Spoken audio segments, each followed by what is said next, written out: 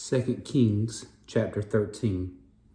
In the 23rd year of Joash, the son of Ahaziah, king of Judah, Jehoahaz, the son of Jehu, became king over Israel and Samaria, and reigned 17 years. And he did evil in the sight of the Lord, and followed the sins of Jeroboam the son of Nebat, who had made Israel sin. He did not depart from them.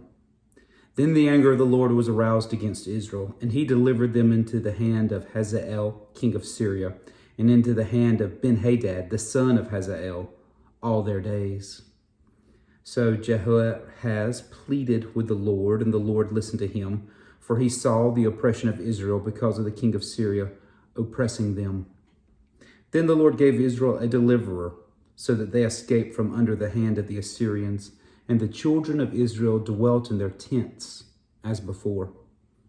Nevertheless, they did not depart from the sins of the house of Jeroboam, who had made Israel sin, but walked in them. And the wooden image also remained in Samaria. For he left of the army of Jehoahaz only 50 horsemen, 10 chariots, and 10,000 foot soldiers, for the king of Syria had destroyed them and made them like the dust at threshing. Now the rest of the acts of Jehoahaz, all that he did, and his might, are they not written in the books of the chronicles of the kings of Israel? So Jehoahaz rested with his fathers, and they buried him in Samaria. Then Joash, his son, reigned in his place.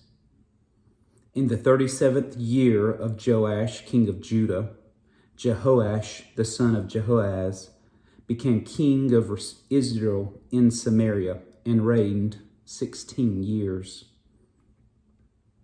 And he did evil in the sight of the Lord. He did not depart from all the sins of Jeroboam the son of Nebat, who made Israel sin, but walked in them. Now the rest of the acts of Joash, all that he did, and his might, with which he fought against Amaziah, king of Judah, are they not written in the book of the chronicles of the kings of Israel? So Joash rested with his fathers.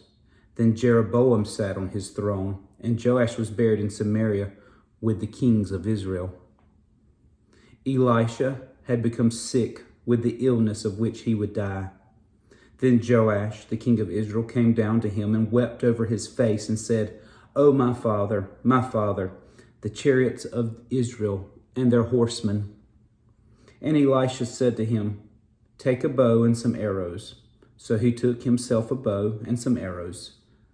Then he said to the king of Israel, "Put your hand on the bow." So he put his hand on it, and Elisha put his hands on the king's hands. And he said, "Open the east window." And he opened it.